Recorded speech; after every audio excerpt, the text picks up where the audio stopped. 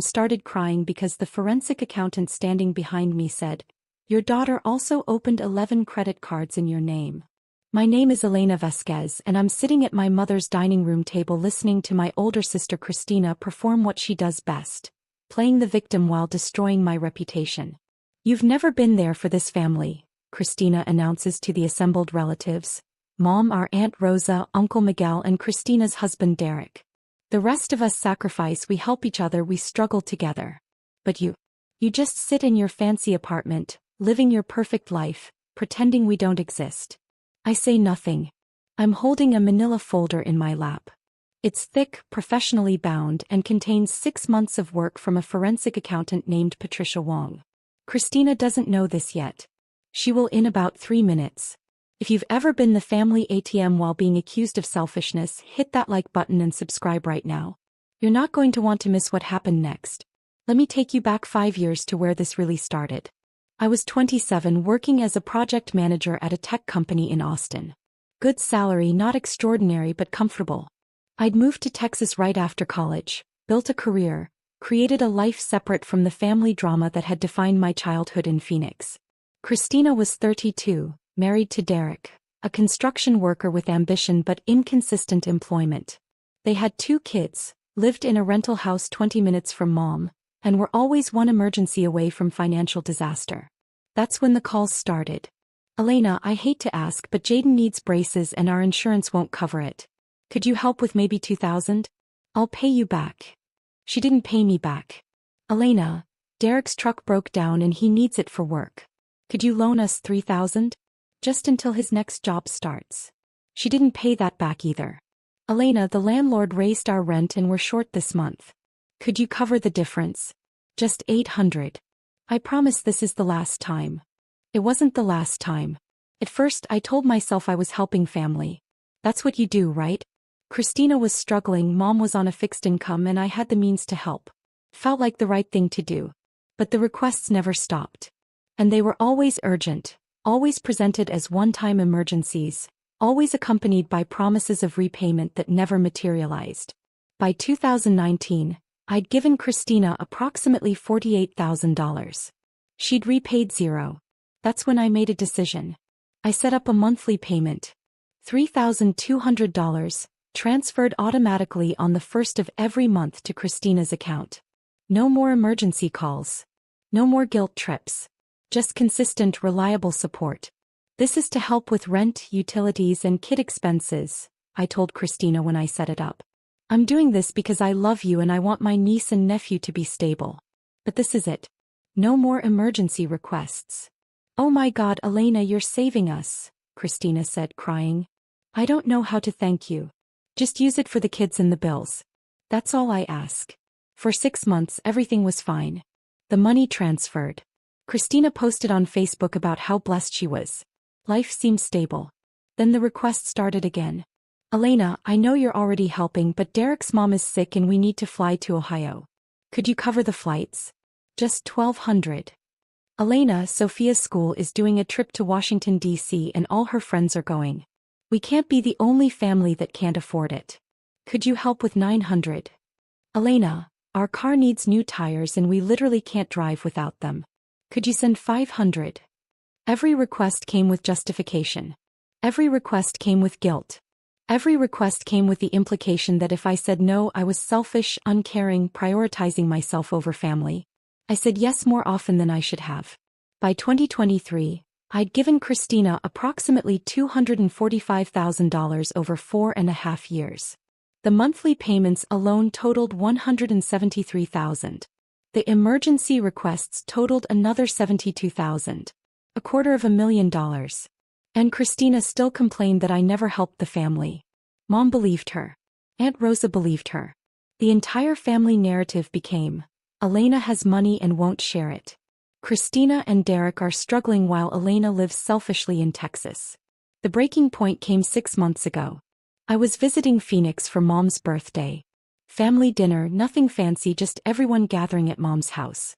Christina arrived late, making a dramatic entrance about how hard it was to get there because their car was falling apart and they couldn't afford repairs.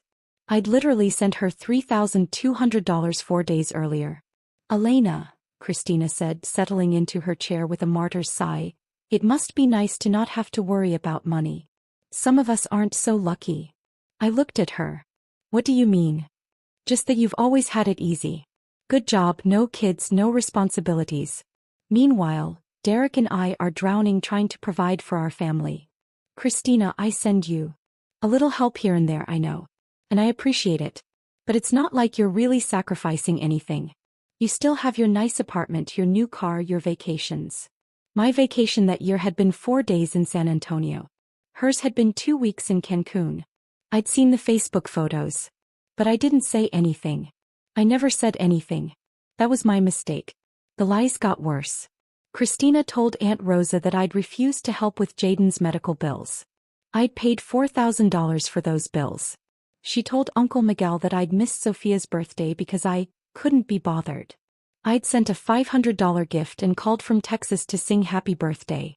She was rewriting history, casting herself as the struggling single mother, despite being married, and me as the selfish sister who'd abandoned the family. Mom started believing it. Elena, I know you're busy with your career, but family should come first. Christina really needs more support right now. I was already sending Christina $38,400 a year. That's when I hired Patricia Wong. Patricia was a forensic accountant who specialized in financial exploitation cases. She'd been recommended by a friend who'd gone through something similar with a sibling. I need documentation, I told Patricia during our first meeting. Every dollar I've sent, every request, every promise of repayment. All of it. Do you suspect fraud? Patricia asked. I suspect I'm being lied about. I need proof of the truth. Patricia was thorough. She pulled bank records, transfer receipts, text message logs, Facebook messages, emails. She documented every transaction, categorized every expense, cross-referenced every claim Christina had made against actual evidence. Took her 3 months. What she found was worse than I'd imagined. Drop a comment and let me know where you're watching from tonight. The report was 147 pages long. Professional, detailed, devastating. Section 1. Financial support provided. Monthly transfers.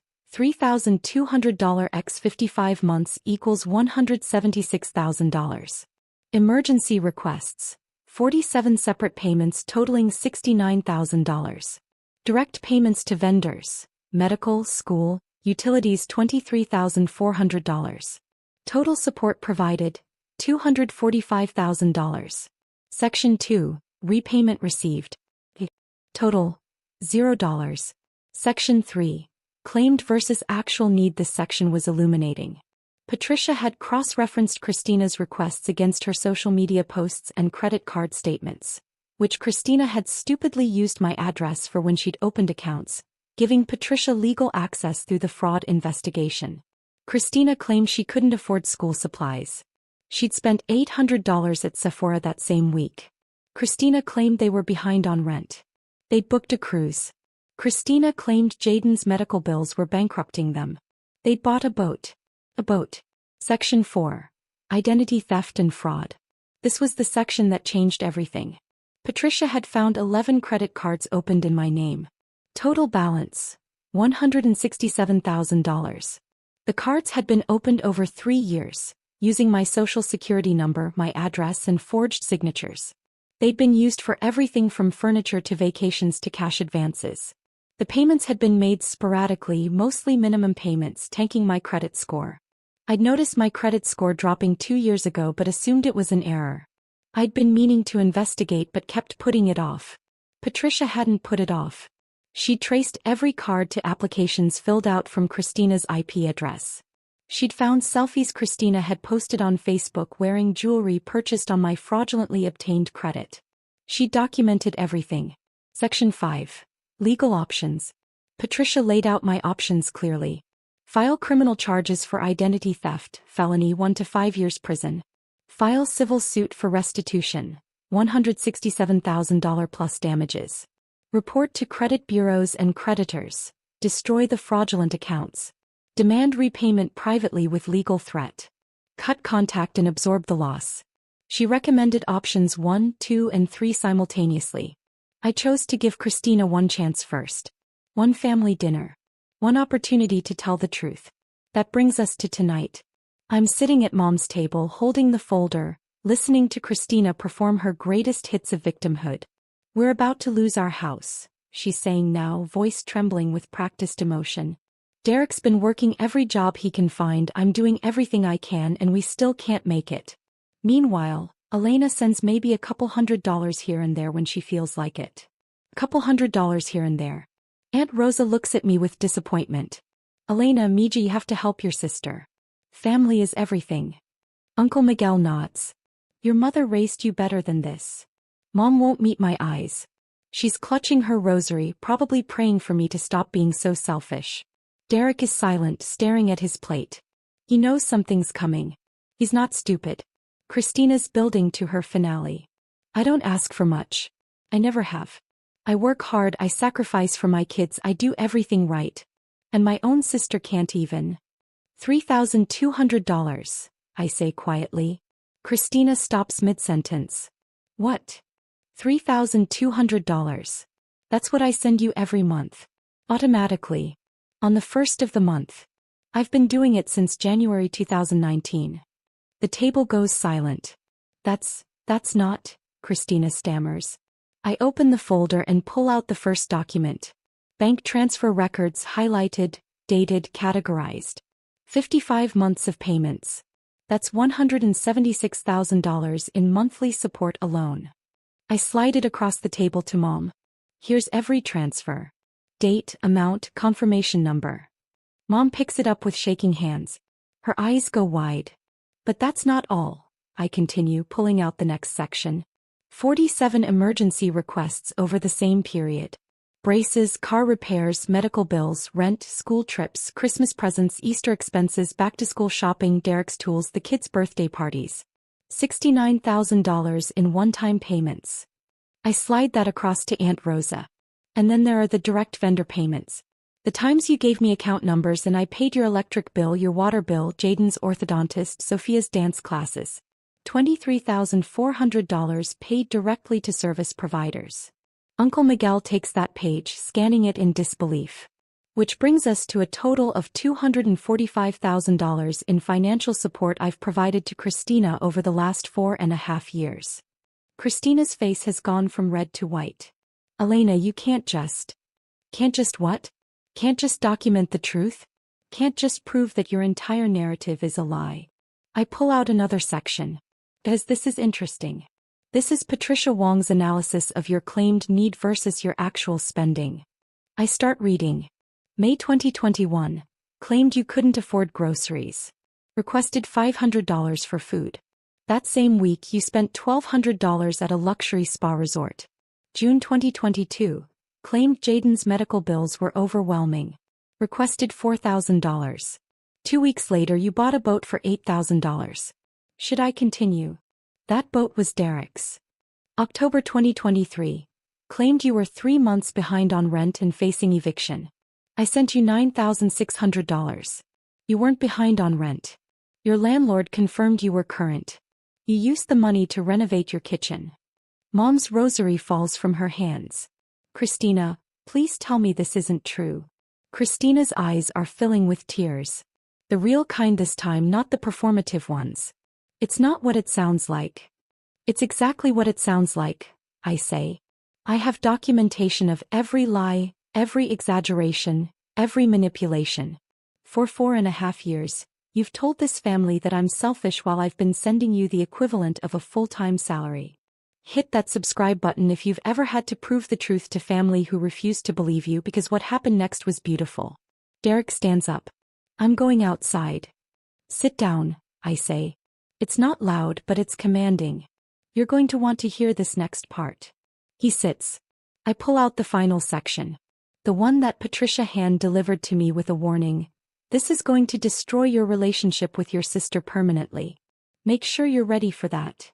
I'm ready. Section 4, I announce. Identity theft and fraud. Christina's face goes gray. 11 credit cards, I continue. Opened in my name using my social security number, forged signatures. Total balance of $167,000. All traced back to your IP address, your devices, your spending patterns. I slide the evidence across the table. Patricia had included screenshots of the applications, spending records, and, the killing blow, Facebook photos of Christina wearing items purchased on the fraudulent cards, tagged with dates that matched the purchase dates. Mom picks up the document with shaking hands. Christina, tell me you didn't. Christina is crying now. Full breakdown, mascara running, hands shaking. I was going to pay it back. I was going to fix it. We were just so desperate, and Elena had good credit, and I thought. You thought you'd commit identity theft, I finish. A felony. One that's destroyed my credit score, cost me a car loan I couldn't get last year, and has subjected me to collections calls for debts I didn't create. Aunt Rosa stands up. Elena Mija, she's your sister. Surely you can work this out. Work it out. I turn to her. She's stolen $167,000 from me. She spent 4.5 years telling everyone I'm selfish while I've been supporting her family with $250,000. She's lied to Mom, to you, to everyone.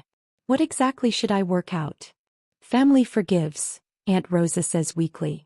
Family doesn't commit felonies against each other. There's a knock at the door. Everyone jumps. I stand up. That'll be Patricia. Who? Mom asks. Patricia Wong. The forensic accountant who prepared this report.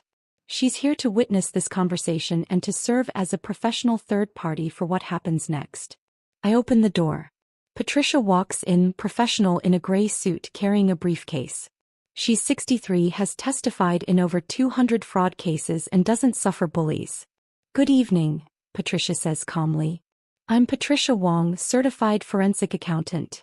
I've been hired by Ms. Vasquez to document and analyze her financial relationship with her sister Christina. She sets her briefcase on the table and opens it. I'm here to confirm that everything in this report is accurate and admissible as evidence in both criminal and civil proceedings. Derek's head drops into his hands. Patricia continues, her voice professional and devastating. In addition to the identity theft charges, which carry a potential sentence of 1 to 5 years in prison, I've also discovered evidence of wire fraud, the use of electronic transfers under false pretenses. That's a federal crime. Federal. Mom whispers. Yes, ma'am. When Ms. Christina Vasquez requested funds for purposes she knew to be false, claiming medical emergencies that didn't exist, rent arrears that weren't real, expenses that were fabricated, and received those funds via electronic transfer across state lines, that constitutes wire fraud. Christina is sobbing. Elena, please. Please don't do this. Think of Jaden and Sophia. I am thinking of them, I say quietly. I've been thinking of them for 4.5 years. That's why I sent the money. That's why I kept helping even when you never paid me back. That's why I stayed silent when you lied about me. So why now? Christina manages. Why are you doing this now? Because you couldn't stop lying. You had to make me the villain at every family gathering. You had to poison Mom against me. You had to make me out to be selfish and cruel when I've been keeping your family afloat. My voice stays level. Come. You mistook my silence for weakness. You mistook my generosity for stupidity. You mistook strategy for surrender. Patricia pulls out another document. I also found something else during my investigation. Christina looks up, terrified. You've been claiming your children as dependents on your taxes while also claiming them for EITC benefits. However, you've also been receiving child support from a previous relationship, Jaden's biological father, that you've never reported to the IRS or to the state benefits office. That's tax fraud and benefits fraud. Mom actually gasps. Christina, you told us Jaden's father was dead. He's not. Christina can't form sentences. Patricia closes her briefcase. Ms. Vasquez, I need to inform everyone present that I'm legally obligated to report the tax fraud and benefits fraud to the appropriate authorities. The identity theft and wire fraud are your decision to prosecute or not. The room falls silent except for Christina's crying. I look at my sister. Really look at her. The golden child who could never do wrong. The struggling mother who was actually committing multiple felonies. The victim who was the perpetrator all along. Here's what's going to happen, I say. Patricia is going to file the required reports on the tax and benefits fraud. That's out of my hands. It's her legal obligation. Christina's sobs get louder. As for the identity theft and wire fraud, I'm giving you one choice. One chance to avoid criminal prosecution. Anything, Christina says desperately. Anything, Elena, please. You're going to sign a confession. A full, detailed confession admitting to the identity theft, the fraudulent credit cards, the wire fraud, and every lie you've told about me. Patricia's going to notarize it. It'll be legally binding. Hey. Yes. I'll sign it. You're going to work with the credit card companies to transfer the debt to your name. All $167,000. You're going to set up payment plans. You're going to repair my credit. Patricia will oversee the entire process. I can't, we don't have. You have a boat, I say flatly. Sell it. You have expensive furniture. Sell it. You have a closet full of designer bags. Sell them.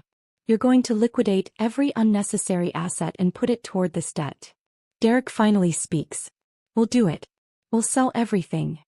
And, I continue, you're going to attend every single family gathering for the next year and tell the truth.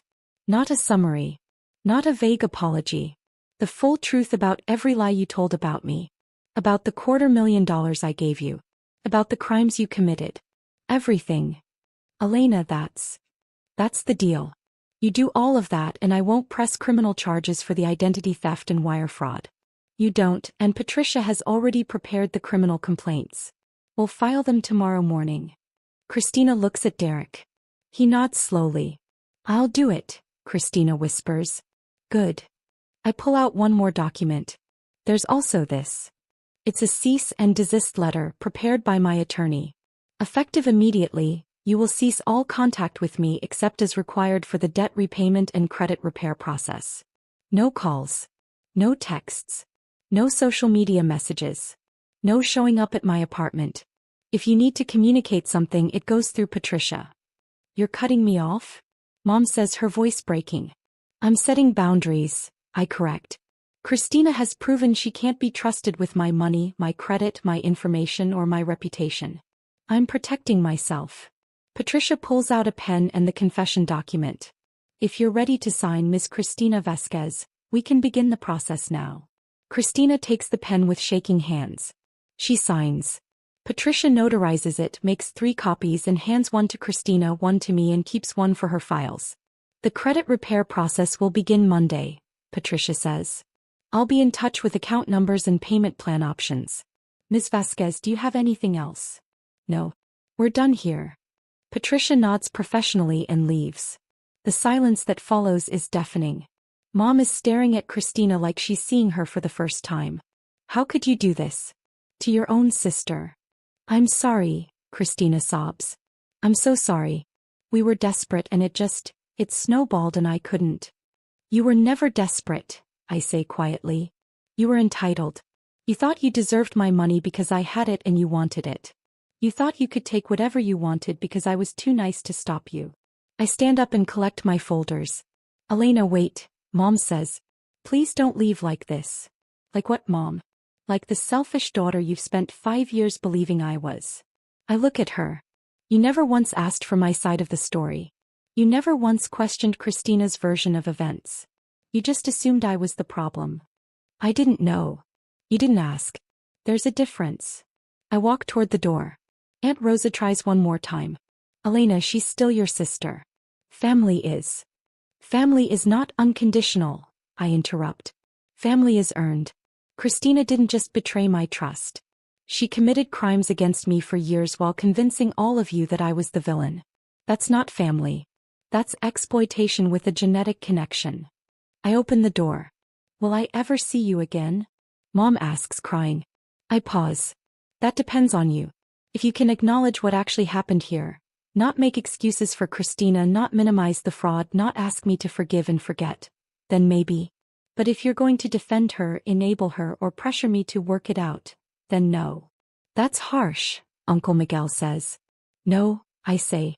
Harsh was committing $167,000 in identity theft. Harsh was lying about me for years. Harsh was destroying my credit while taking my money. What I'm doing. This is just boundaries. If you've ever had to walk away to save yourself, tell me your story in the comments. What would you have done? I left Mom's house and drove to my hotel. I wasn't staying with family this trip. I'd learned that lesson.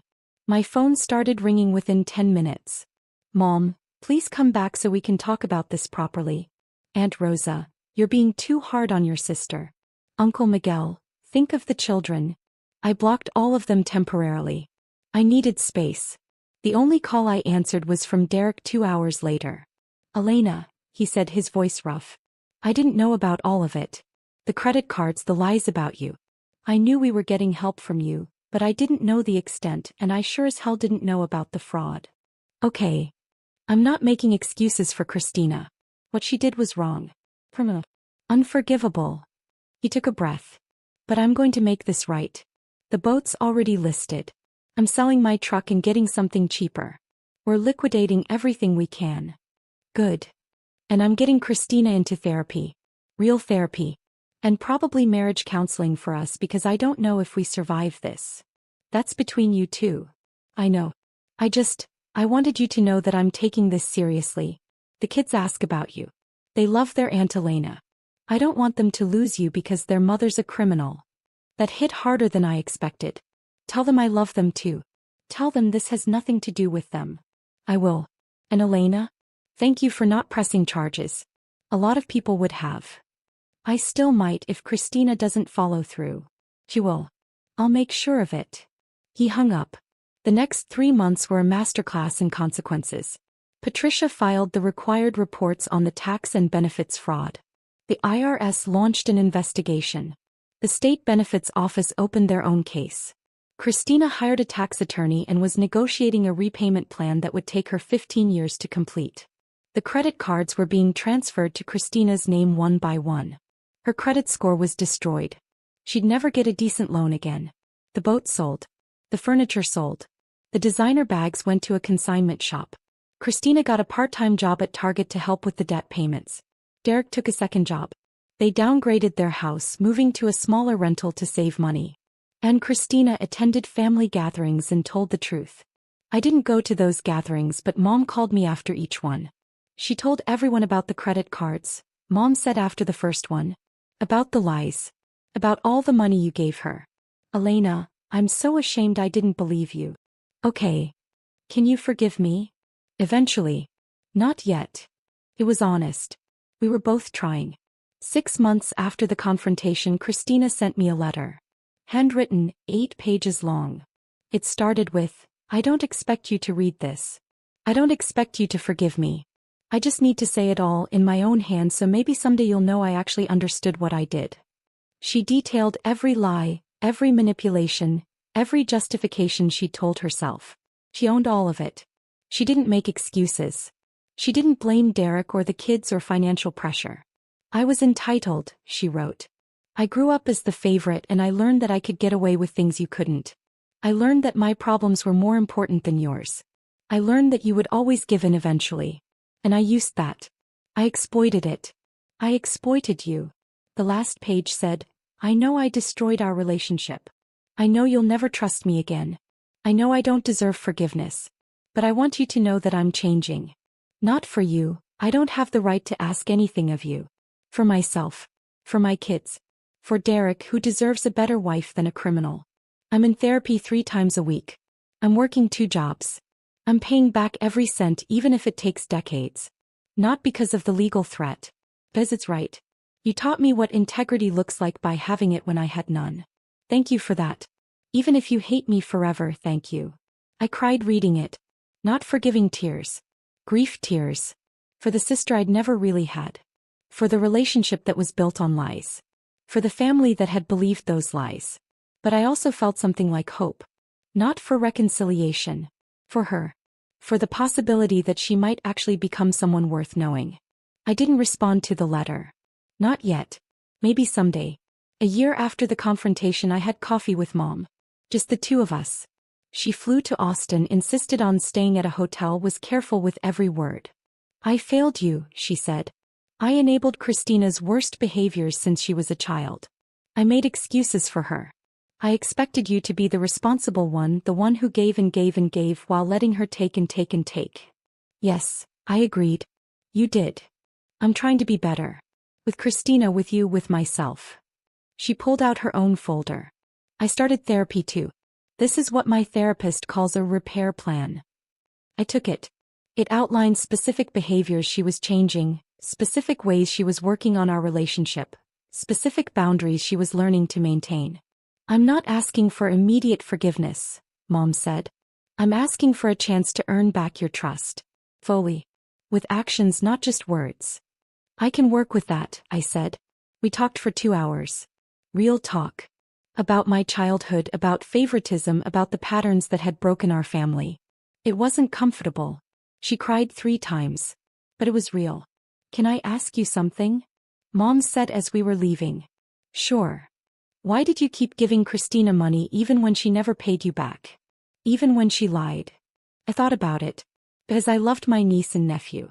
Because I didn't want them to suffer for their mother's problems. Because I hoped that if I was generous enough, eventually Christina would see it and change. But she didn't. No. She saw it as weakness. As something she could exploit. I smiled sadly. I learned that love without boundaries isn't love. It's enabling. And I enabled her for years. What changed? I decided my self-respect was worth more than her approval. That the truth was worth more than family peace. That I'd rather be alone than be exploited. I looked at Mom. I stopped being afraid of being the bad guy in her story. Mom hugged me. "You were never the bad guy. You were always the hero." I just couldn't see it. 2 years after the confrontation, Jaden graduated from 8th grade. Derek sent me an invitation to the ceremony. I almost didn't go. But then I thought about Jaden, about how none of this was his fault, about how he asked about me according to Derek. I went. I sat in the back. Christina saw me and her face went white, but she didn't approach. She just waved slightly, nervously, and turned back to the ceremony. Afterward, Jaden ran up to me.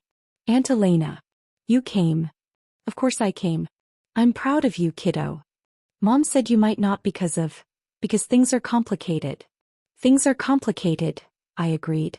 "But that doesn't change that I love you and I'm proud of you." He hugged me hard. "I miss you." "I miss you too." Christina approached slowly, carefully. "Thank you for coming. It means everything to Jaden." "I came for him." "I know." She took a breath. "I'm at month 23 of the payment plan. Never missed one. Credits being repaired. Patricia says we're ahead of schedule." "Good." "Derek and I separated. We're trying to work through things, but it's hard. Therapy's helping." She looked at me. "I'm not asking for a relationship. I know I don't get that. I just wanted you to know I'm doing the work. Every day. Even when it's hard." I studied her. She looked different. Older, tired, but also more real somehow. Less performed. "Keep doing it," I said. "Not for me. For yourself." "I will." That was the extent of our conversation. It was enough. 3 years after the confrontation, I'm sitting in my apartment in Austin with a glass of wine, looking at a letter that arrived today. It's from Patricia. "Ms. Vasquez. I'm pleased to inform you that as of this month, all fraudulent credit card debt has been transferred to Ms. Christina Vasquez's name. Your credit report has been fully cleared. Your score has been restored to 798, higher than it was before the fraud began. All payment plans are being met on schedule. I project full debt repayment in 11.4 years at the current rate. This completes my contracted services. It has been an honor to work with you. Regards, Patricia Wong, CPA." I set the letter down and pick up my phone. There's a text from Mom. "Having dinner with Aunt Rosa tonight. Want to join us via video call? No pressure." I type back, "Yes. What time?" There's a text from Derek. "Jaden made honor roll. Wanted you to know." I send back a heart emoji and congratulations. There's even a text from Christina. Just one line. 3 years sober from lying. One day at a time. Thank you for making me face the truth. I don't respond to that one. Not yet. Maybe not ever. But I don't delete it either. I built a life where people have to earn their place in it. Where boundaries are respected. Where the truth matters more than comfort. I lost a sister I never really had. I almost lost a mother. I definitely lost the fantasy of a perfect family. But I gained something more valuable, my self-respect. My truth. My freedom from exploitation. Paper beats promises every single time. And sometimes the family scapegoat turns out to be the only one who understood that love without boundaries isn't love at all. It's just another word for surrender. And I'm done surrendering.